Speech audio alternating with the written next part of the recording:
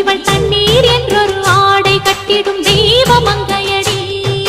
தையம் தீயம் தக்கு தீயம் தக்கு தையம் தீயம் தக்கு தீயம் தக்கு தையம் தீயம் தக்கு தீயம் தக்கு தையம் தீயம் தக்கு தீயம் தக்கு